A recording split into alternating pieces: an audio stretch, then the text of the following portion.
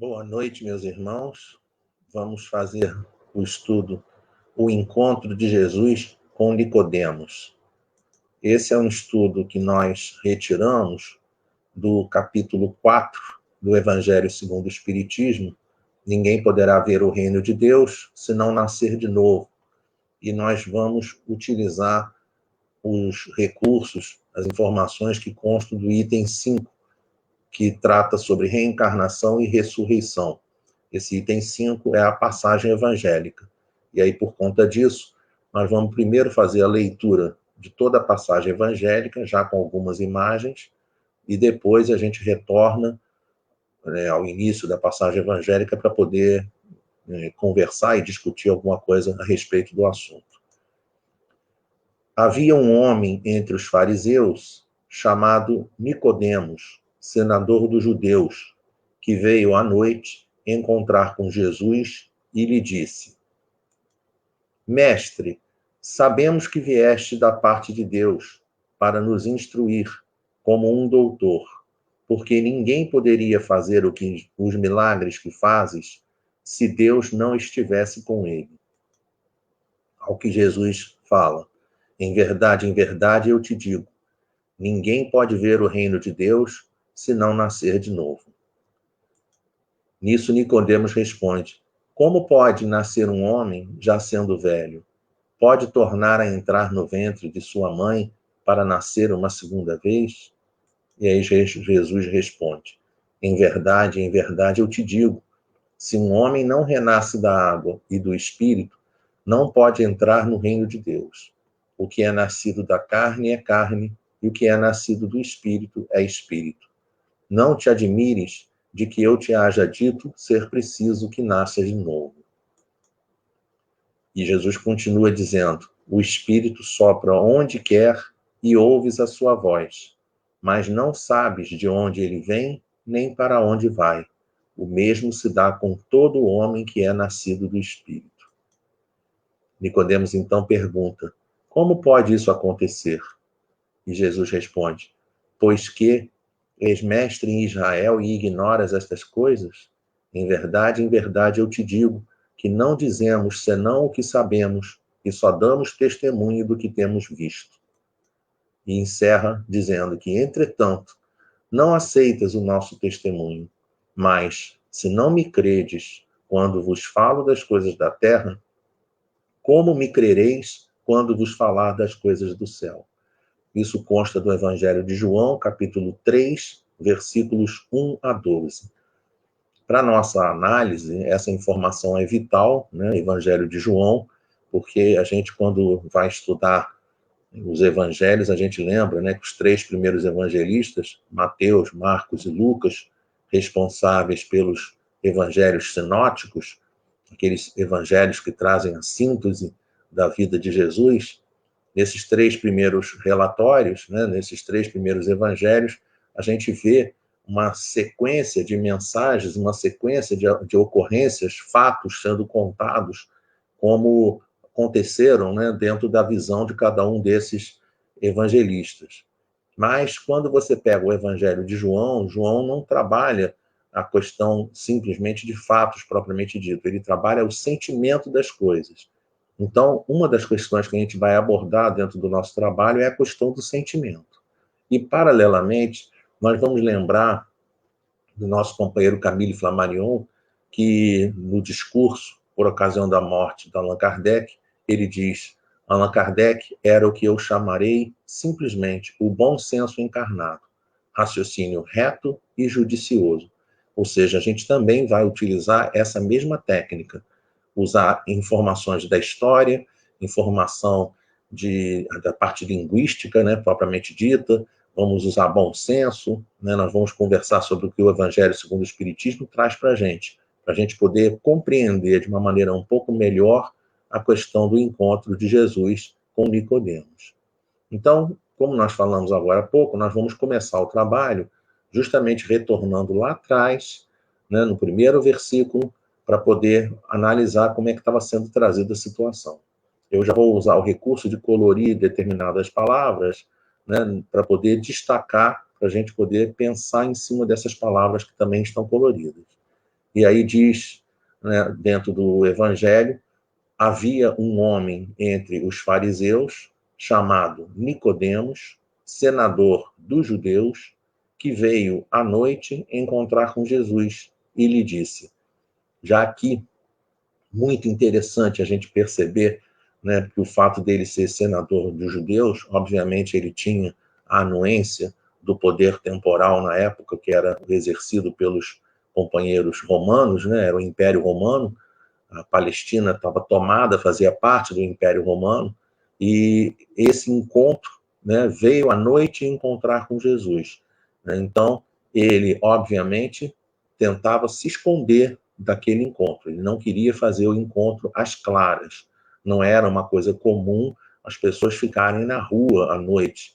Né? O pessoal naquela época ficava, normalmente falando, as pessoas ficavam, né, e nas suas casas, porque também não tinha, tudo muito escuro, a vida começava muito cedo, terminava muito cedo, então tudo era aproveitando luz do dia, luz solar. E ele, na frase seguinte, né, na passagem seguinte, ele diz assim, mestre, só esse fato de dizer mestre mostra que ele tinha respeito por Jesus e conhecia as passagens que Jesus conhecia e já acompanhava as questões que Jesus estava trazendo, né, a experiência de Jesus no seu dia a dia.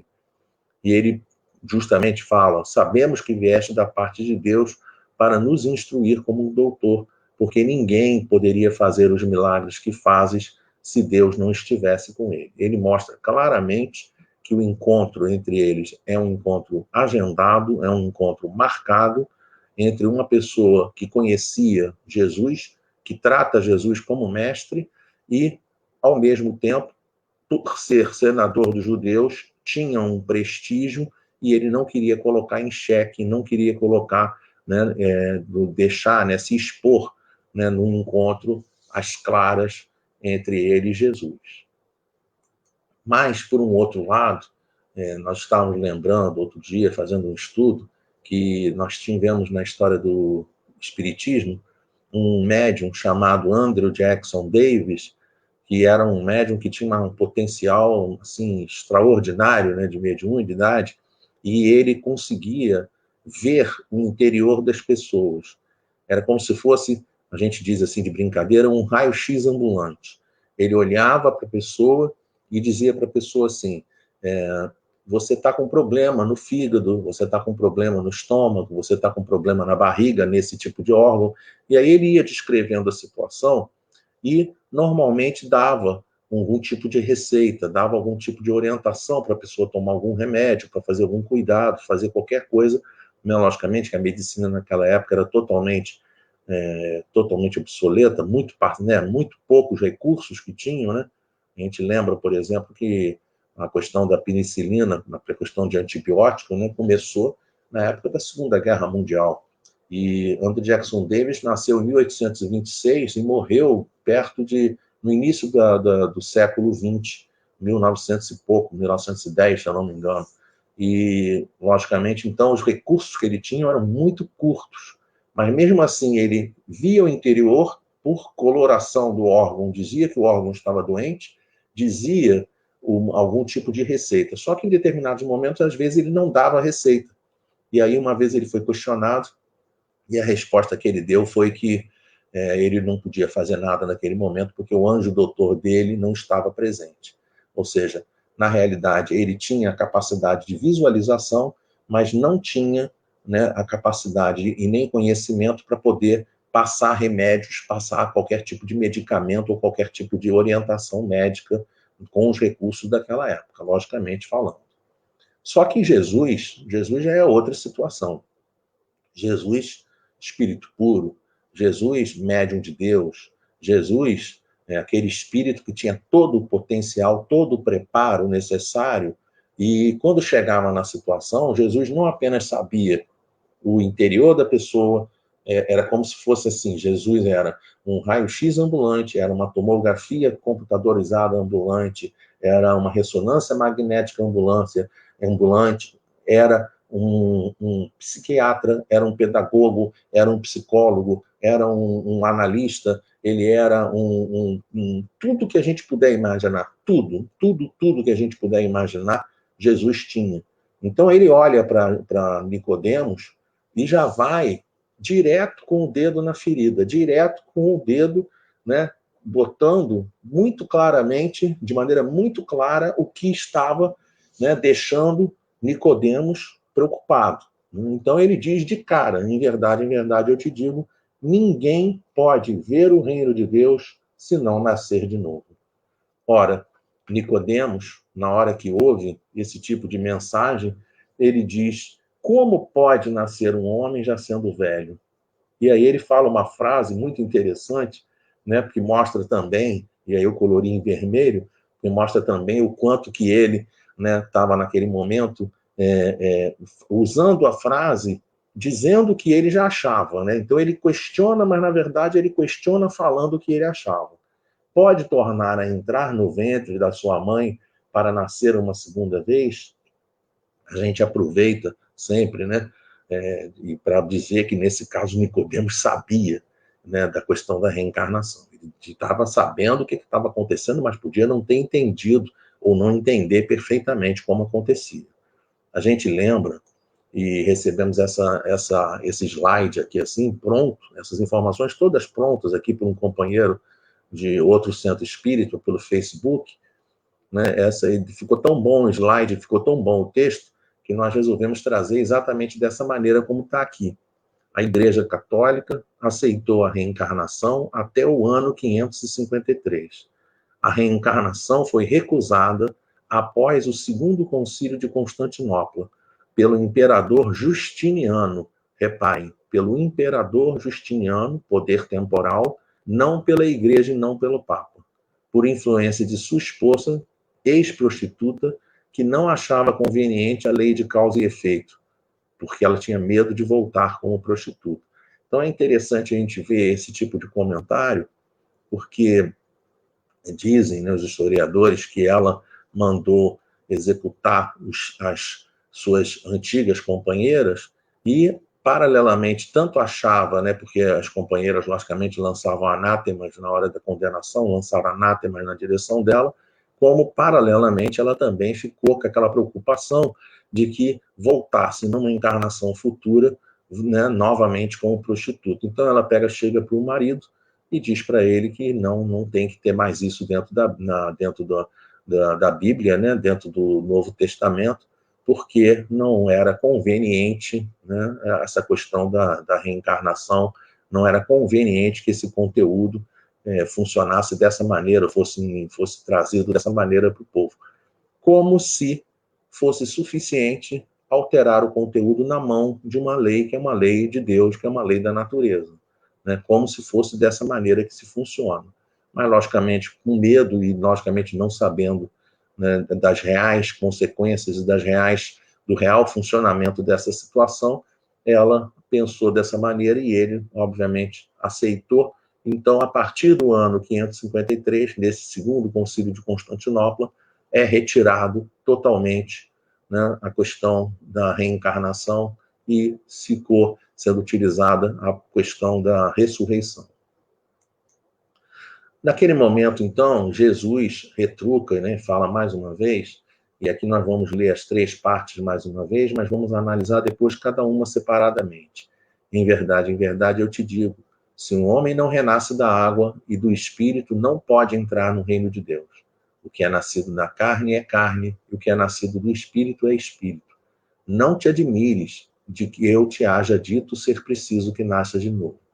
Ele começa, nesse momento, nós vamos analisar essa primeira parte aqui, justamente trazendo a questão da tradução aqui, né? Porque quando você vê alguns textos, né? A gente outro dia estava conversando com uns amigos a respeito do assunto, e a gente diz assim, que se a gente for parar para pensar, a impressão que dá é que as pessoas têm certeza absoluta de que as coisas que Jesus disse, todas elas foram ditas e escritas e registradas em português.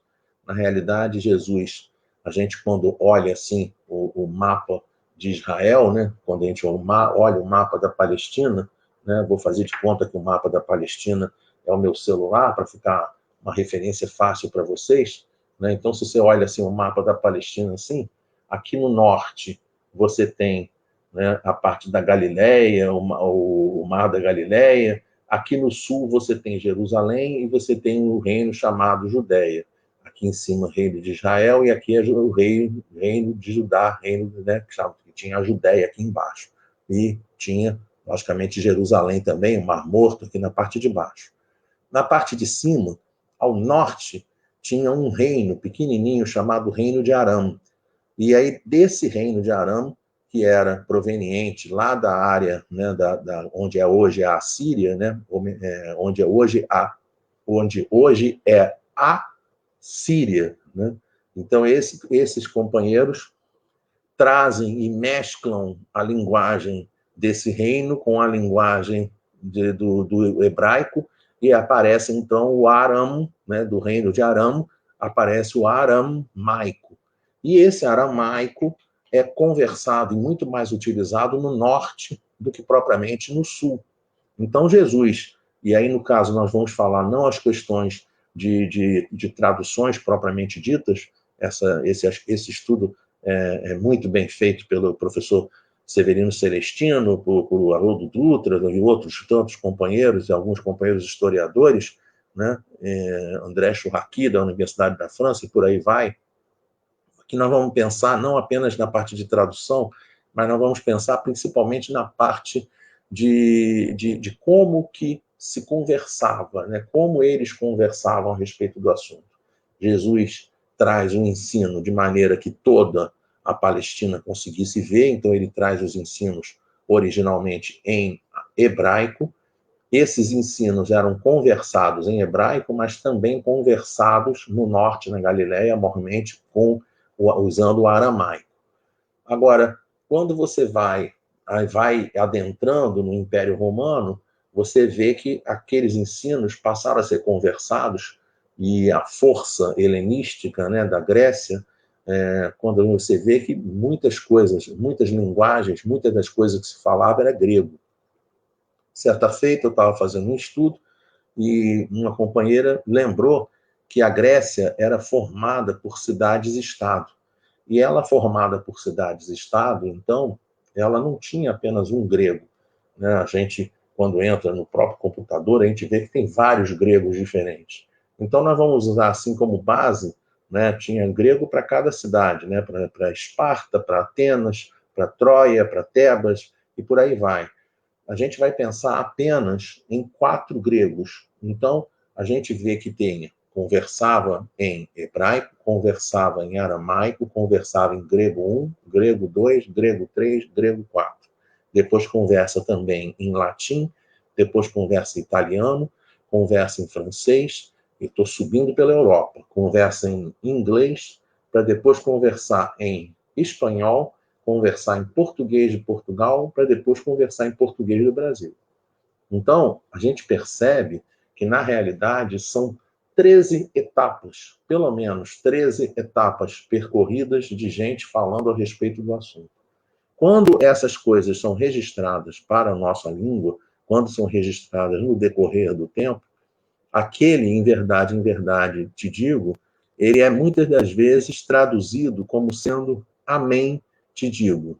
Amém, nós bem sabemos, a doutrina espírita explica isso, é aquela palavra que diz assim, né, que assim seja, né, tentando trazer um pouquinho mais para a linguajar do dia a dia, é como se Jesus chegasse e dissesse assim: ei, o Nicodemos, presta atenção, Nicodemos. É assim que funciona, cara. Né? Ele está falando isso para Nicodemos, é assim que funciona. É isso que eu estou querendo te dizer nesse momento. Se um homem não renasce da água e do Espírito, ele não pode entrar no reino de Deus. Só que essa interpretação, para muitos companheiros, caminhou na direção do batismo. A doutrina espírita vai explicar que não é essa situação, só que não, coloquei aqui, né? Não é batismo. A gente vê, por exemplo, e aí vale no sentido de informações, várias traduções, né, por exemplo, que a gente encontra, né, Osterwald, né, conforme o texto primitivo, a mente digo, Saci coloca Santo Espírito, ou seja, aqui no lugar do Espírito ele insere uma palavra Santo Espírito. Lamennais já faz mais ainda, ao invés de colocar apenas outra palavra, Santo, ele inverte e coloca Espírito Santo, né? E aí fazendo aquela referência, né? Pai, Filho e Espírito Santo. Então a gente vê que essa questão de tradução, ela impacta de maneira expressiva o entendimento dessa frase, daquele texto, se o homem não renasce da água e do Espírito, não pode entrar no reino de Deus. Aí a gente vai, então, no Evangelho segundo o Espiritismo, justamente nesse capítulo 4, e é nesse capítulo que a gente vai encontrar a informação que, para se compreender o sentido verdadeiro dessas palavras, é preciso igualmente se atentar na significação do termo água, que ali não fora empregado no sentido, né, na acepção que lhe é próprio. Então, ele não está usando, ali naquele momento, os espíritos ensinam isso para Kardec, que eles não estão usando simplesmente a palavra água da maneira como a gente está acostumado a ver. Eles, naquela época, né, e isso aí a gente vai botar até mais ainda para antigamente, né, antes até do tempo de Jesus, do tempo de Moisés, inclusive, os conhecimentos dos antigos sobre as ciências físicas eram muito imperfeitos.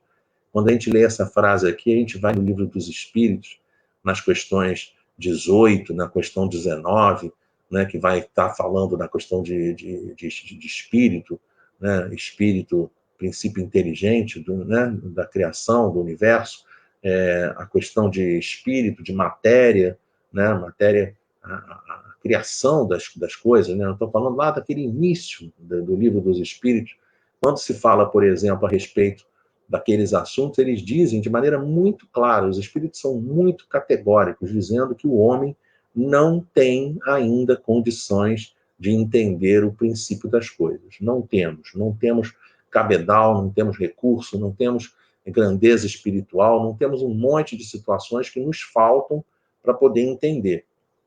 Só para se ter ideia dessa situação, por exemplo, na questão número 27, ele utiliza uma terminologia de fluido universal, e a gente precisa lembrar que essa palavra fluido universal não tem nada a ver com a palavra fluido como a gente está acostumado a ver e utilizar nas ciências atuais. Então, essa frase aqui, os conhecimentos dos antigos sobre as ciências físicas eram muito imperfeitos, eles comparando o nosso conhecimento de ciência, e aí é preciso ter humildade para reconhecer isso, comparando o nosso sentido, o nosso conhecimento de ciência, é muito restrito em presença do conhecimento que os espíritos superiores, né, possuem. Então, essa frase aqui diz para a gente, né, logo a seguir, no Evangelho, segundo o Espiritismo, que eles acreditavam que a Terra havia saído das águas e, por isso, consideravam a água como um elemento gerador absoluto. Tanto esse entendimento é o entendimento que vigorava, né, no tempo de Moisés, que nós trouxemos lá da Gênesis, que é livro, um dos 5 livros do Pentateuco, um dos 5 livros da Torá, um dos livros atribuídos a Moisés, a gente vê várias referências a respeito da água, dentro desse sentido, né? O Espírito de Deus era levado sobre as águas, que o firmamento seja feito no meio das águas, que as águas que estão debaixo do céu se reúnam em um só lugar e que apareça o elemento árido, que as águas produzam animais vivos que nadem na água e pássaros que voem sobre a terra e sob o firmamento.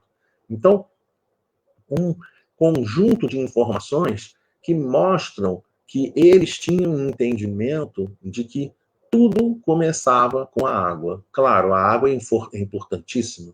Se não tiver água, vapor de água, né, vapor d'água no céu, se a gente não tiver umidade relativa no ar, a gente morre. Né? Quando entra naquela época do ano que vai para 20%, não aqui no nosso caso, né, no Rio de Janeiro, né, perto de litoral, né, no Espírito Santo, perto de litoral, né, quando você vai em cidades que estão mais litorâneas, claro que aí a umidade relativa é muito maior, aí não tem tanto problema acontecendo assim. Mas quando a gente vai no interior do Brasil, por exemplo, a coisa é terrível, né, porque tem cidades, né, Brasília, por exemplo, me lembro de conhecidos que moravam em Brasília e que tinham que colocar potes com água dentro dos armários para que as louças não quebrassem. Precisava colocar pote de água dentro de casa, às vezes aqueles aparelhos, né, de umidificadores, né, para poder umidificar um pouco o ar, porque a umidade relativa do ar lá chega a 10%, 9%, e aí a situação de vida para as pessoas é muito triste, muito problemática. Então, o que Jesus está tentando trazer, e aí entra essa situação importante para a gente, como lá na questão 27, a questão 27, ela abre assim, Deus no primeiro lugar, e abre duas colunas. Uma coluna que é a coluna da materialidade, da matéria, e uma coluna do espírito. Então ele abre Deus, espírito e matéria. Três situações, trindade universal, é assim que inclusive está sendo tratado dentro do livro dos Espíritos, na questão 27, e abre, né, essas duas colunas de informação. Um elemento material, que vai ter todo o desenvolvimento dos elementos materiais, e o elemento espiritual, que vai ter todos os desenvolvimentos dos elementos das questões espirituais. Então, naquele momento que Jesus quer é que a água seja o símbolo da natureza material, que vai definir para nós a questão do corpo físico, como também a questão do perispírito. E, em contrapartida, o espírito vai ser o símbolo da natureza inteligente, que vai definir para a gente a questão de espírito, lá da questão 23, princípio inteligente, né, e que depois, quando se juntar e criar essa, né, aquela identidade, né, que vai ser são os seres inteligentes da criação, como na questão 76 do Livro dos Espíritos, aí nesse momento, esse espírito que é o símbolo da natureza inteligente. Inclusive, lembrando, né, que nas questões lá que tratam de espírito, né, no início do Livro dos Espíritos, eles colocam que a inteligência é um atributo do espírito, mas a inteligência não é o espírito propriamente dito. Então, isso aqui é uma coisa muito importante da gente deixar separado, né, porque a gente também não tem ainda, né, entendimento perfeito de como que as coisas se transformam, como que as coisas se encadeiam, né? Isso são coisas que ainda não são reveladas para nós, ainda não chegamos nesse patamar de entendimento.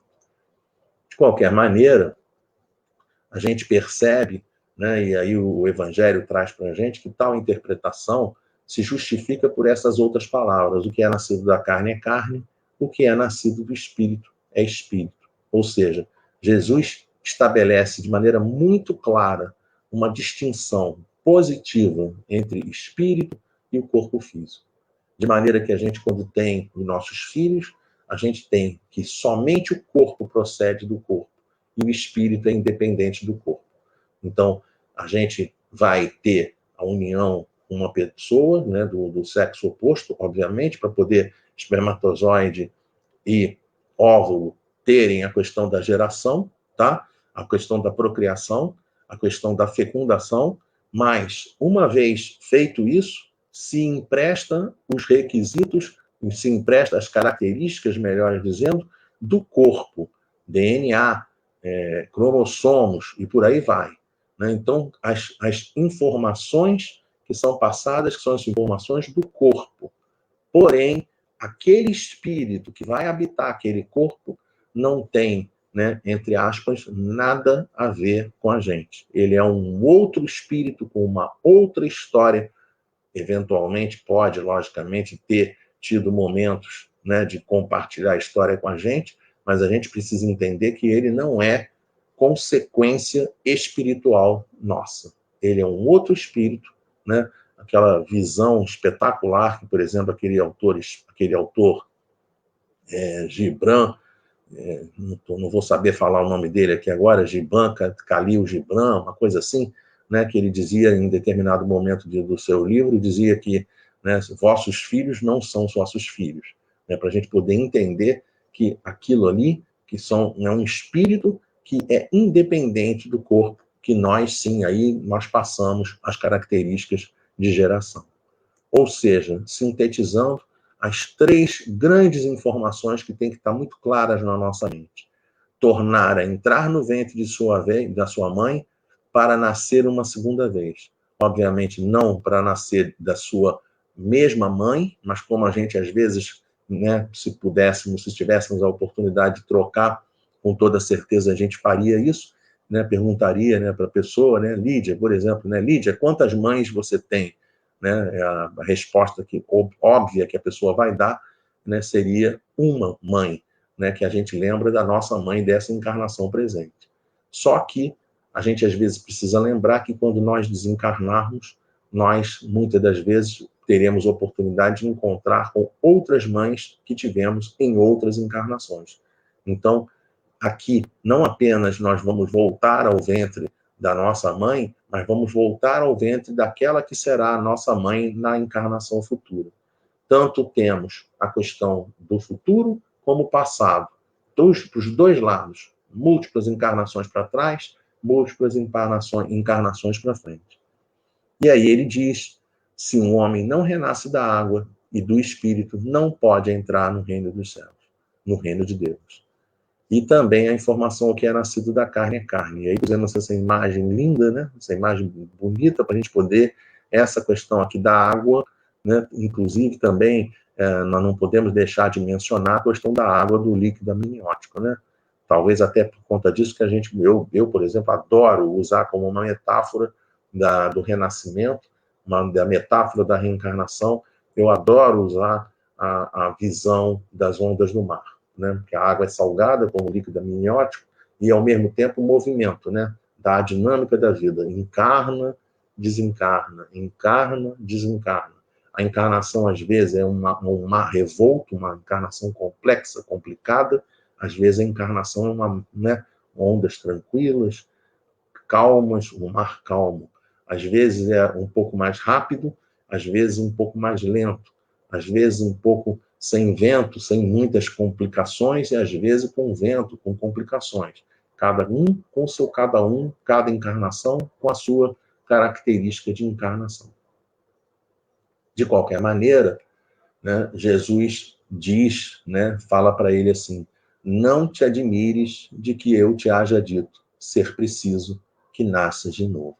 Quando eu vi essa frase aqui assim, né, na hora que eu vi essa frase, eu imediatamente eu fiquei pensando assim, nossa, impressionante como Jesus utilizava o recurso da repetição. Né? Ele usa o recurso da repetição para que a gente possa fixar conteúdo. Né? Uma vez eu estava indo fazer um estudo na Sociedade Espírita Jorge, que fica ali na Barão do Drummond, e Vila Isabel, né? Na hora que eu entrei no salão, cheguei cedo para o estudo, na hora que eu entrei no salão, um companheiro vira e fala assim para mim, levanta a mão e fala para mim assim, 196. Eu olhei aquilo, fiquei pensando assim, não entendi nada, e entrei lá, comecei a ver negócio de instalar pendrive para poder botar a apresentação, projetar a apresentação, na época que as reuniões presenciais, né, antes da pandemia. E aí, feito toda a minha parte de trabalho, tudo preparado, eu voltei, fui até ele e perguntei do que se tratava. E ele me lembrou, de que em determinado momento, tentando explicar essa questão das técnicas de repetição que Jesus utilizava, de determinados conteúdos, repetir várias vezes determinados conteúdos, para ver se a gente consegue fixar o conteúdo. E aí eu peguei, dando o exemplo disso, eu virei para o pessoal e falei assim, alguém sabe quanto dá 14 vezes 14? E aí, logicamente, ninguém sabia responder, que era 196. E aí eu peguei e disse para eles que se eu ficasse repetindo 2, 3, 4, 5 vezes, que 14 vezes 14 dava 196, com o passar do tempo a pessoa saberia que 14 vezes 14 dá igual a 196. E aí esse companheiro, demonstrando essa situação, eu entrei no salão e a primeira coisa que ele disse foi 196. Claro que é um conhecimento que não tem nenhuma importância aparente para a gente, mas a gente consegue entender por que Jesus repete tantas vezes determinados conteúdos, para a gente poder entender que é preciso nascer de novo. A pessoa pode até dizer assim, eu não quero, vai nascer de novo quando chegar a sua hora. A pessoa pode dizer, eu não acredito, vai nascer de novo quando chegar a tua hora. Queira ou não queira, sempre seremos sujeitos à nova encarnação. Até, logicamente, o momento que formos espíritos puros, que não vai mais haver necessidade da reencarnação. Mas via de regra, na nossa caminhada evolutiva, a regra continuará sendo a regra da reencarnação. E aí Jesus traz aqui determinadas observações muito interessantes. Eu botei aqui em vermelho o espírito, para a gente poder parar e raciocinar esse espírito aqui meio assim, né, entre aspas, tá? O espírito sopra onde quer e ouves a sua voz, mas não sabes de onde ele vem nem para onde vai. O mesmo se dá com todo homem que é nascido do espírito. Basta que nós olhemos, né? Basta que a gente saia de casa, veja o canto de um passarinho, veja um João de Barra, né, construindo a sua casa, né, voltado, controlando situação de vento, controlando situação de sol.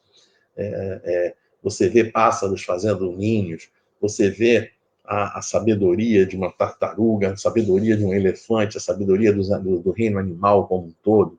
Você vê o nascimento de uma criança, você vê aquelas coisas. Eu estava lembrando também outro dia daquela palestra, é fácil até a gente ver a respeito disso, né, de um companheiro do Lar Frei Luiz, no Rio de Janeiro, que Paulo César Frutuoso, né, que ele conta que quando a pessoa tem aquela combinação, né, do espermatozoide com o óvulo e há a fecundação, naquele momento é gerada uma célula só, uma célula que contém todas as informações de pai, mãe, né, avô, avó, toda a geração anterior se registra em testes de DNA, em característica naquela única célula. E aí acontece uma coisa impressionante, né? Que a gente, logicamente, faz uma sonoplastia para poder, né, para poder fazer uma coisa mais lúdica, né? Então, aquele momento em que você tem uma célula e essa célula se duplica, né? Duas células. E aí depois, 4 células. Depois, mais 8 células. Depois 16. Depois 32. Depois 64. Depois 128. E aí por aí vai. E aí acontece uma coisa extraordinária, né? Paulo César Frutuoso dá esse exemplo, dá esse tipo de descrição, que num determinado momento, tá? Todas as células com as mesmas características, num determinado momento, ninguém consegue saber como isso acontece. Naquele determinado momento, elas fazem assim, blupt, e aí, a partir daquele momento, cada célula tem a característica diferente. Você encontra célula que vai formar cérebro, encontra célula que vai formar, né, o rim, o estômago, o pulmão, né, a parte sexual, a parte de pele. Cada célula cuida de um aspecto do corpo humano. Cada célula, formando essa coisa maravilhosa que é o corpo humano, né? Que a gente, quando olha o corpo humano, quando olha a composição do corpo humano, a gente fica maravilhado. Ou seja, a verdade é a seguinte: a gente sabe que Deus sopra onde quer. A gente consegue ouvir a obra de Deus, a gente consegue, né, ter uma ideia da obra de Deus. A gente vai no lado de fora de casa, olha as estrelas, olha o mundo, olha o universo, olha os animais, olha as plantas, olha uma criança, olha a vida como um todo, olha tudo que acontece com total harmonia, com essa beleza que existe dentro do nosso universo. Mas a gente não sabe o início e não sabe o final. Então, para a gente poder compreender o assunto, a gente entende, né, que esse espírito que ele está citando é como se fosse, entre aspas, pelo amor de Deus, o Espírito de Deus, que dá a vida a quem ele, Deus, quer. Ele dá a vida, ele retira a vida. Em contrapartida, a alma do homem, que tem a planejamento da reencarnação, que está previsto no Livro dos Espíritos, nas questões 258, 259, tá? E a gente, ao mesmo tempo, não sabe, ninguém sabe o que foi nas vidas anteriores e ninguém sabe o que será nas vidas futuras. A gente pode até ter desconfianças, analisando a vida presente, você fica assim, né? Tá acontecendo determinadas, né, causas atuais, como diz lá no Evangelho segundo o Espiritismo, no capítulo 5. Causas atuais das aflições. Aí eu analiso o que está acontecendo e percebo que o que está acontecendo agora é consequência do momento atual, de erros que eu cometi nessa encarnação presente. Mas só que a gente percebe que determinadas coisas que acontecem no momento são causadas, são ocorrências que estão recuperando informações de vidas passadas, de vidas e existências anteriores. Então, causas atuais das aflições, causas anteriores das aflições. Mas a gente não sabe exatamente o que fomos, assim como também não sabemos exatamente o que seremos. E aí, dentro do texto, né, do Evangelho segundo o Espiritismo, eles colocam escrito assim, Kardec coloca escrito, se o espírito ou a alma fosse criado ao mesmo tempo que o corpo, saberia de onde veio, pois conheceria o seu começo. Então, aqui tem a questão tanto tem a questão da pré-existência da alma, como ao mesmo tempo da pluralidade das existências, porque tanto a partir do momento que a gente abraça o conceito que é preciso nascer de novo, tanto isso vale para trás, como é preciso nascer de novo várias vezes para trás, como é preciso nascer de novo várias vezes para frente. Então, tanto tem a pré-existência da alma como a pluralidade das existências. E aí, Nicodemos, como não podia deixar de ser, mais uma vez, em dúvida, né? Parece até que somos nós teimosos à beça, né? Jesus falando para a gente, é preciso perdoar, e a gente não perdoa, né? É preciso amar, e a gente não consegue amar. Né? Parece que até que somos nós, mais uma vez, ele vira e diz para Jesus, como pode isso acontecer? E aí Jesus, mais uma vez, dedo na ferida, pois que és mestre em Israel e ignoras essas coisas?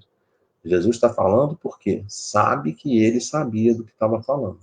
Tá? E em verdade, eu te digo que não dizemos senão o que sabemos e só damos testemunho do que temos visto. Ele está querendo trazer para a gente que o ensino não é invenção dele. Ele está dando a noção de que é um ensino de Deus, é um ensino que ele aprendeu e que ele verifica, que ele consegue, né, verificar que é assim que funciona. Então ele vai e explica o que funciona. Só que, quando a gente vai no Livro dos Espíritos, na questão 621, onde está escrita a lei de Deus na consciência, diante da informação morrer, viver e renascer, a gente age igualzinho o gatinho que se esconde embaixo de um pano e fica naquela situação. Ai, que medo. Essa que é a grande realidade. E aí a gente pensou, né, na situação dos judeus, né, que está escrito lá dentro do Evangelho segundo o Espiritismo, que a ressurreição, melhor dizendo, a reencarnação era uma crença dos judeus. Eles sabiam que aquele que viveu poderia reviver, mas não sabiam como se poderia reviver. É uma coisa que acontece demais, ou seja, eles tinham vagas e incompletas noções acerca da alma e da sua ligação com o corpo. Eles entendiam, né, que tinha corpo, né, tinham um entendimento, alguma coisa, daquele assim, vislumbrava na ideia a questão da alma, do espírito, mas não conseguia entender como as duas coisas aconteciam, como é que funcionava.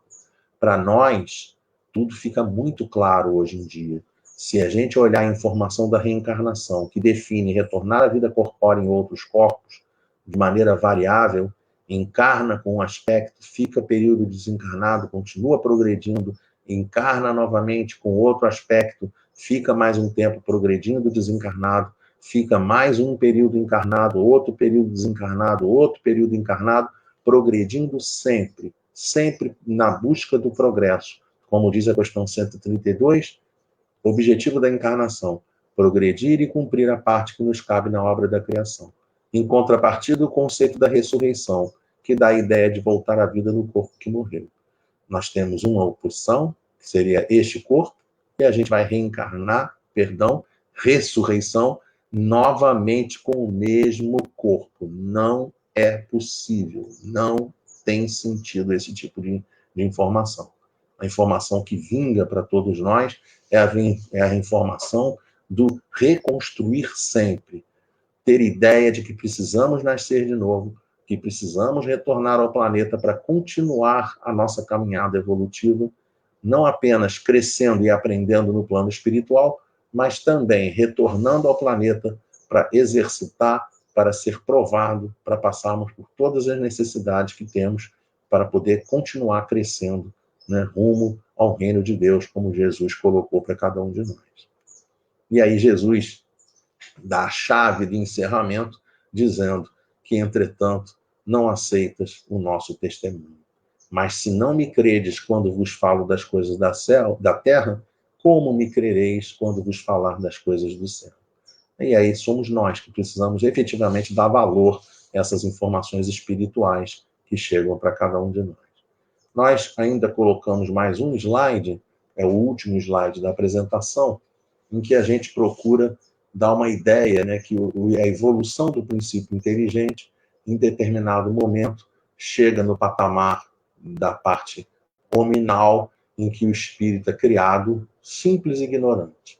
E aí, a partir desse momento, vai começar um grande ciclo, né, um grande ciclo de aprendizagem encarnado, em que ele vai ter uma vida de relação com outros espíritos, muitas moradas, até o momento da morte do corpo físico.